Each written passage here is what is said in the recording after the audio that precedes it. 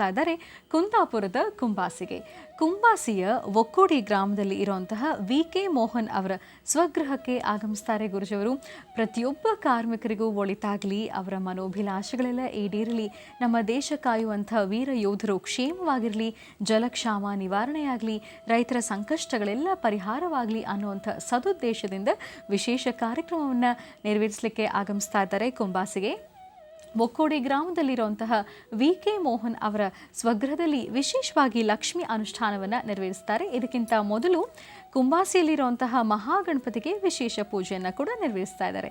ಖಂಡಿತವಾಗಿಯೂ ಪಾಲ್ಗೊಳ್ಳಿ, ವಿ.ಕೆ. ಮೋಹನ್ ಅವರ ಸ್ವಗೃಹಕ್ಕೆ ಆಗಮಿಸಿ ಗುರುಜಿಯವರಿಂದ ಆಶೀರ್ವಾದವನ್ನು ಕೂಡ ಪಡ್ಕೊಳ್ಳಿ ಅಂತ ಹೇಳ್ತಾ ಈಗ ಕರೆಯೊಂದು ಸಿದ್ಧವಾಗಿದೆ, ಸ್ವೀಕರಿಸೋಣ. ಹಲೋ ಹಲೋ, ನಮಸ್ತೆ ಅಮ್ಮ. ನಮಸ್ತೆ ರೀ. ನಿಮ್ಮ ಹೆಸರು ಹೇಳಿ. ಹೆಸರು ಮತ್ತು ಊರು ಬ್ಯಾಡ್ರಿ, ಗುರುಜಿ ಕಡೆ ಮಾತಾಡ್ಬೇಕಿತ್ತು. ಸರಿ, ಯಾರ ಬಗ್ಗೆ ಮಾತಾಡ್ಬೇಕಿತ್ತು? ನಮ್ಮ ಬಗ್ಗೆನೇ ಮಾತಾಡ್ಬೇಕಿತ್ತು. ಮಾತಾಡಿಮ್ಮ. ಹಲೋ, ನಮಸ್ತೆ ಗುರುಜಿ. ನಮಸ್ತೆ ಅಮ್ಮ. ನಮ್ಮ ಮಹರ್ಷಿವಾಣಿ ಕಾರ್ಯಕ್ರಮ ಊರು ಹೆಸರು ಇಲ್ಲದ ಆಗೋಗ್ತಾ ಇದೆ. ಇವತ್ತು ಬೆಳಗ್ಗೆಯಿಂದ ಕರೆ ಮಾಡಿದಂತಹ ಎಲ್ಲ ಹೆಣ್ಣುಮಕ್ಕಳು ಊರು ಬೇಡ ಹೆಸರು ಬೇಡ ಹೇಳ್ತಾ, ನೀನು ಮಾತಾಡಮ್ಮ. ಹಾ ರೀ, ನನ್ನ ಮದ್ವೆ ಬಗ್ಗೆ ಕೇಳ್ಬೇಕಿತ್ರಿ. ಮದುವೆ ಬಗ್ಗೆ ಕೇಳಬೇಕಿತ್ತು. ಏನು ಓದಿದ್ಯಾ ಮಗು?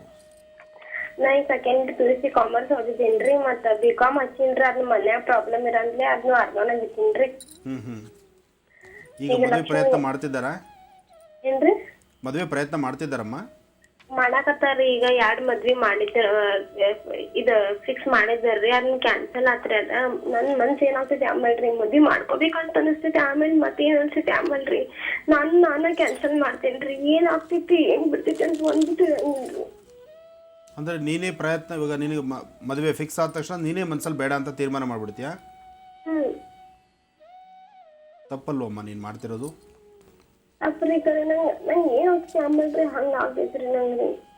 ಹಾಗಲ್ಲ ಮಗು, ನೀನು ಹೀಗೆ ಮಾಡ್ಕೊಂಡೋದ್ರೆ ನಾಳೆ ಇನ್ನೇನೋ ಕೆಟ್ಟ ಹೆಸರು ನಿನ್ನ ತಲೆ ತಂದ್ಬಿಟ್ಟು ಏನು ಮಾಡ್ತೀಯಾ? ಈಗ ನೀನು ಮಾಡ್ತಿರ್ತಕ್ಕಂತಹ ಈ ತೀರ್ಮಾನ ಮದುವೆ ಸೆಟ್ ಆಗೋ ತನಕ ಸುಮ್ಮನೆ ಇರ್ತೀಯ. ಮದುವೆ ಸೆಟ್ ಆದಮೇಲೆ ನೀನು ಬೇಡ ಅಂತ ಹೇಳ್ತೀಯ. ನೀನು ಬೇಡ ಅಂತ ಹೇಳಿ ಇದೇ ಥರ 1, 2 ಆಗಿದೆ, ಇನ್ನೊಂದು ಈ ಥರ ಮಾಡಿಕೊಂಡ್ರೆ ನಾಳೆ ಸಹ ಯಾರು ನಿನಗೆ ಹೊರ ಮುಂದೆ ಬರ್ತಾರೆ ನಾನು ಮದುವೆ ಮಾಡ್ಕೊಳ್ತೀನಿ ಅಂತ? ಅದರಿ ನಾನು ಅದನ್ನ ವಿಚಾರ ಮಾಡತ್ತೇನ್ರಿ. ಈಗ ನಂಗೆ ಮದ್ವಿ ಮಾಡ್ಕೋಬೇಕಂತ ಅನ್ಸಾಕತೈತ್ರಿ. ಈಗ ನನ್ನ ತಿಳ್ಕರ್ಷನ್ ನಂಗೆ ಮದ್ವಿ ಈಗ ಇಷ್ಟು ದಿವಸ ನಾ ಈಗ 2 ಮದ್ವಿ ಕ್ಯಾನ್ಸಲ್ ಮಾಡಿದ್ದೇನೆ ಅಂತಂದ್ರೆ ರೀ, ಮತ್ತೀಗ ನಂಗೆ ವರ ಸಿಗ್ತೈತಿಲ್ಲ. ನಾ ಮದ್ವಿ ಮಾಡ್ಕೊಂಡು ಆದ್ಮೇಲೆ ಚಲೋ ಇರ್ತೇನಿಲ್ಲ ಅಂತ ಅನಿಸ್ತೈತ್ರಿ. ನಮ್ಮ ಮನೆ ಬಾಜುಕನ ಅಂತಾರ್ರಿ, ಚುಚ್ಚು ಮಾತಾಡ್ತಾರ್ರಿ.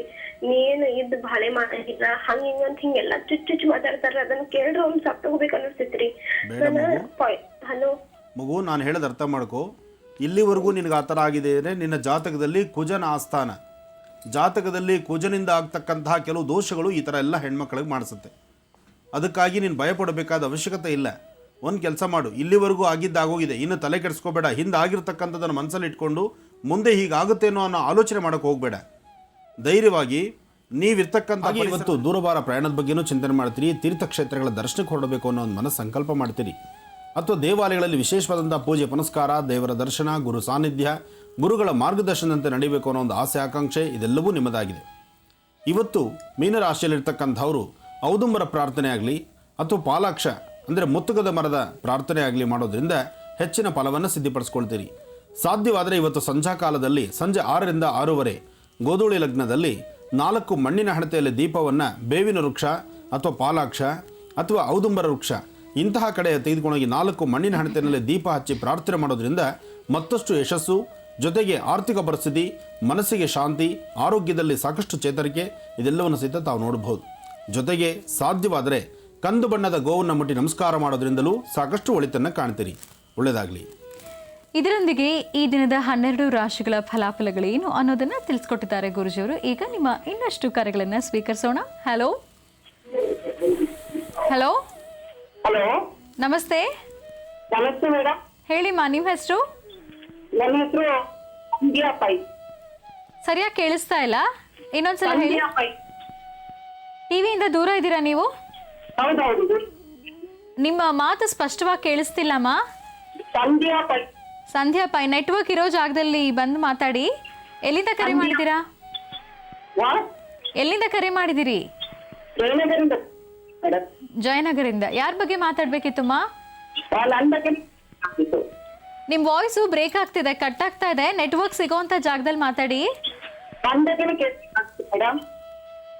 ಇಲ್ಲಮ್ಮ, ಸರಿಯಾಗಿ ಕೇಳಿಸ್ತಾನೆ ಇಲ್ಲ ನಿಮ್ಮ ವಾಯ್ಸು. ಈ ಥರ ವಾಯ್ಸ್ ಇದ್ರೆ ಗುರುಜಿಯವ್ರ ಪರಿಹಾರ ಕೊಡೋಕೆ ಸಾಧ್ಯ ಆಗಲ್ಲ. ಕ್ಷಮಿಸಿ ಸಂಧ್ಯಾ ಪೈ ಅವರೇ, ಮತ್ತೊಮ್ಮೆ ಕರೆ ಪ್ರಯತ್ನ ಮಾಡಿ. ಈಗ ಮತ್ತೊಂದು ಕರೆನ ಸ್ವೀಕರಿಸೋಣ ವೀಕ್ಷಕರೇ. ಹಲೋ. ಹಲೋ, ನಮಸ್ತೆ ಅಮ್ಮ. ನಮಸ್ತೆ ಮೇಡಮ್. ನಿಮ್ಮ ಹೆಸರು ಹೇಳಿಮ್ಮ. ನಾವು ದಾವಣಗೆರೆಯಿಂದ ಪವಿತ್ರ ಅಂತ ಮಾತಾಡ್ತಿರೋದು. ಯಾರ ಬಗ್ಗೆ ಮಾತಾಡಬೇಕಿತ್ತು? ನಮ್ಮ ಬಗ್ಗೆನೇ ಕೇಳಬೇಕಿತ್ತು ಮೇಡಮ್. ಮಾತಾಡಿಮ್ಮ, ಗುರುಜಿ ಇದ್ದಾರೆ. ಹಲೋ. ನಮಸ್ತೆ ಗುರುಜಿ. ನಮಸ್ತೆ ತಾಯಿ, ಹೇಳಮ್ಮ. ಗುರುಜಿ, ಮದ್ವೆ ಆಗಿ 10 ವರ್ಷ ಆಯ್ತು, ಇನ್ನು ಮಕ್ಳಾಗಿಲ್ಲ. ಎಲ್ಲ ಹಾಸ್ಪಿಟ್ಲ್ ತೋರಿಸಿದೀವಿ, ಎಲ್ಲ ಪೂಜೆ ಎಲ್ಲ ಮುಗಿಸಿದೀವಿ, ಇನ್ನೂ ಆದ್ರೆ ಆಗೇ ಇಲ್ಲ. ಅದಕ್ಕೆ ಕೇಳ್ಬೇಕಾಯ್ತು. ನಿಮ್ಮ ಮನೆ ದೇವರ ಹೆಸರು ಹೇಳಿ ತಾಯಿ. ಶ್ರೀನಿವಾಸ ಗುರುಜಿ, ತಿರುಪತಿ ತಿಮ್ಮಪ್ಪ. ತಿರುಪತಿ ತಿಮ್ಮಪ್ಪ. ಗುರುಜಿ. ಮತ್ತೊಮ್ಮೆ ಒಂದಿಬ್ಬರು ಸಣ್ಣ ಪುಟ್ಟ ಮಕ್ಕಳ ಹೆಸರು, ಯಾರಾದರೂ ಮಕ್ಕಳೊಂದು 4 ಜನ ಮಕ್ಕಳ ಹೆಸರು ಹೇಳಮ್ಮ. ಲಕ್ಷ್ಮೀ ಪ್ರಸಾದ್, ಶಂಕರ್ ಅಂತ. ನಿಮ್ಮ ಸ್ವರತರಂಗದಲ್ಲಿ ಚಂದ್ರ ಚೆನ್ನಾಗಿದ್ದಾನೆ. ಈಗಾಗಲೇ ಸಾಕಷ್ಟು ಅನುಷ್ಠಾನಗಳನ್ನು ಮಾಡಿದ್ದೀರಿ, ವೈದ್ಯರ ಸಲಹೆ ತೆಗೆದುಕೊಂಡಿದ್ದೀರಿ. ಇದೆಲ್ಲದರ ಪ್ರತಿಫಲ ಖಂಡಿತ ಶೀಘ್ರವಾಗಿ ಸಂತಾನ ಆಗುತ್ತೆ, ಭಯಪಡಬೇಡಿ. ಇದಕ್ಕೆ ವೈದ್ಯರು ಸಹಿತ ನಿಮಗೆ ಈಗಾಗಲೇ ಹೇಳಿರ್ಬೋದು. ಖಂಡಿತವಾಗಲೂ ಏನೂ ಸಮಸ್ಯೆ ಇಲ್ಲ. ನಿಮ್ಮ ಗರ್ಭದಲ್ಲಂತೂ ಕಿಂಚಿತೂ ಲೋಪ ಇಲ್ಲ.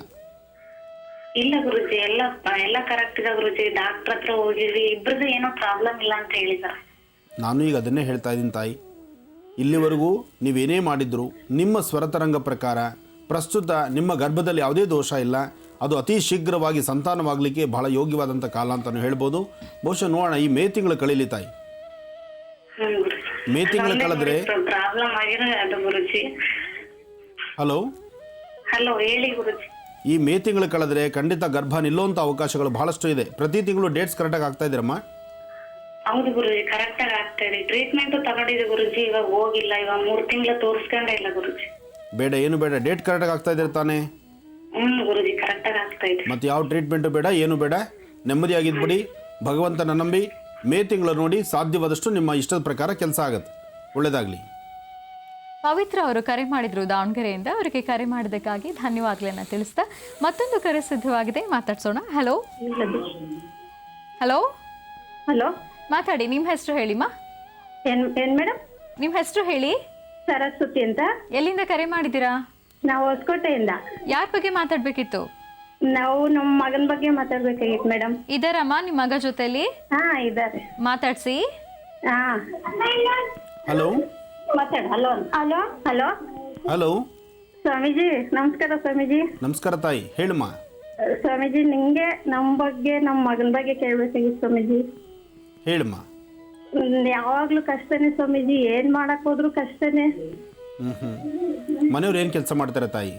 ವ್ಯವಸಾಯ ಸ್ವಾಮೀಜಿ. ವ್ಯವಸಾಯ ಮಾಡುವಂಥದ್ದು. ವ್ಯವಸಾಯ. ಹೇಳಮ್ಮ. ನಿಮ್ಮ ಮನೆ ದೇವರ ಹೆಸರು ಹೇಳಿ ತಾಯಿ. ಏನ್ ಸ್ವಾಮೀಜಿ? ನಿಮ್ಮ ಮನೆ ದೇವರ ಹೆಸರು ಹೇಳಮ್ಮ. ಗಂಗಮ್ಮ. ರಂಗಮ್ಮ. ಹೌದು ಸ್ವಾಮೀಜಿ. ನಿಮ್ಮ ಪತಿ ದೇವರಿದ್ದಾರಾ ಮನೆಯಲ್ಲಿ? ಇಲ್ಲ ಸ್ವಾಮೀಜಿ, ಈಗ ತಾನೇ ಆಚೆ ಹೋದ್ರು. ಈಗ ಮನೆಯಲ್ಲಿ ನೀವು ಭೂಮಿನ ಅಂದರೆ ರೈತರಾದ್ರಿಂದ ಭೂಮಿ ನಂಬಿ ಕೆಲಸ ಮಾಡ್ತಿದ್ದೀರಿ. ಬರ್ತಕ್ಕಂಥ ಒಳ್ಳೆ ಬೆಳೆ ಆದರೆ ಮಾತ್ರ ನಿಮ್ಮ ಜೀವನ. ಹೌದು ಸ್ವಾಮೀಜಿ. ಆಗ್ಲಿಮ್ಮ, ಒಳ್ಳೇದಾಗ್ಲಿ, ತಲೆ ಕೆಡಿಸ್ಕೋಬೇಡಿ. ಹೇಳ್ತಾಡೋದಕ್ಕೆ ತುಂಬಾ ಕಷ್ಟ ಸ್ವಾಮೀಜಿ. ಮುಂಚೆಯಿಂದನೂ ತುಂಬಾ ಕಷ್ಟ ಬಿದ್ದು ವ್ಯವಸಾಯ ಮಾಡಿ ಯಾವ್ದೋ ಕಷ್ಟ ಬಿದ್ದು ಸ್ವಲ್ಪ ಮನೆ ಕಟ್ಕೊಂಡಿದೀವಿ. ಆದ್ರೂ ಜಮೀನು ಸ್ವಲ್ಪ ಕಡಿಮೆನೇ ಇರೋದು. ಆದ್ರೂ ಕಷ್ಟನೇ ಸ್ವಾಮೀಜಿ, ವ್ಯವಸಾಯ ಮಾಡೋದಕ್ಕೂ ಕಷ್ಟನೇ. ಇಲ್ಲಮ್ಮ, ಅನುಕೂಲ ಆಗುತ್ತೆ, ಧೈರ್ಯವಾಗಿರಿ, ತಲೆ ಕೆಡಿಸ್ಕೋಬೇಡಿ. ರೈತರಿಗೆ ಹಿಂದಿನ ದಿನಗಳಲ್ಲಿ ಸಾಕಷ್ಟು ಕಷ್ಟ ಇತ್ತು, ಸಂಕಷ್ಟಗಳು ಎದುರಾಗ್ತಾ ಇತ್ತು. ಆದರೆ ಇವತ್ತಿನ ಕಾಲಮಾನ ಆ ಥರ ಅಲ್ಲ. ಇವತ್ತು ನೀವು ಬೆಳೆದಂಥ ಬೆಳೆಗೂ ಸಹಿತ ಒಳ್ಳೆ ಮೌಲ್ಯನೂ ಸಿಗುತ್ತೆ. ಜೊತೆಗೆ ನಿಮ್ಮ ಜೀವನದಲ್ಲಿ ಒಳ್ಳೆ ಯಶಸ್ಸಿದೆ. ಅಂಗೈಯಗಲ ಭೂಮಿ ಇದ್ರೂ ಶ್ರಮದಿಂದ ಕ್ರಮಬದ್ಧವಾಗಿ ನಾವು ಕೆಲಸ ಮಾಡಿದ್ರೆ ಖಂಡಿತ ಭೂತಾಯಿ ನಮ್ಮನ್ನು ಕೈ ಬಿಡೋದಿಲ್ಲ. ಭೂತಾಯಿನ ನಂಬುದವ್ರು ಇವತ್ತಿಗೂ ಯಾರನ್ನೂ ಸಹಿತ ಮೋಸ ಆಗಿಲ್ಲಮ್ಮ. ಆದ್ರೆ ನೀವು ಪ್ರತಿಯೊಬ್ಬ ರೈತ ಬಾಂಧವರಿಗೂ ಇದೊಂದು ಯಶಸ್ಸಿರಲಿ, ಎಲ್ಲರಿಗೂ ಒಳ್ಳೇದಾಗ್ಲಿ. ಎಲ್ಲರ ಪರವಹಿಸಿ ನಾನು ತಿಳಿಸ್ತಾ ಇದ್ದೇನೆ, ಅಂಗೈಯಗಲ ಭೂಮಿ ಇರ್ತಕ್ಕಂಥ ವ್ಯಕ್ತಿ ಆ ಭೂತಾಯಿನ ನಂಬಿ ಆ ತಾಯಿ ಸೇವೆಯನ್ನು ಶ್ರದ್ಧಾಭಕ್ತಿಯಾಗಿ ಮಾಡಿದ್ರೆ ಖಂಡಿತವಾಗ್ಲೂ ಯಶಸ್ಸಿನ ಫಲ ನಿಮ್ಮದು. ಒಳ್ಳೇದಾಗ್ಲಿ ಸ್ವಾಮೀಜಿ. ನಮ್ಮ ಆರೋಗ್ಯದ ಬಗ್ಗೆ ಏನಿಲ್ಲ ಸ್ವಾಮೀಜಿ. ಏನು ತೊಂದರೆ ಇಲ್ಲ, ಧೈರ್ಯವಾಗಿರಿ, ಒಳ್ಳೇದಾಗತ್ತೆ. ಪ್ರತಿ ಮಂಗಳವಾರ ಬೇವಿನ ವೃಕ್ಷನ ಮುಟ್ಟಿ ನಮಸ್ಕಾರ ಮಾಡಿ, ಬೇವಿನ ವೃಕ್ಷದ ಹತ್ರ ಮಣ್ಣಿನ ಹಣತೆಯಲ್ಲಿ ದೀಪ ಹಚ್ಚಿ. ಒಳ್ಳೇದಾಗ್ಲಿಮ್ಮ.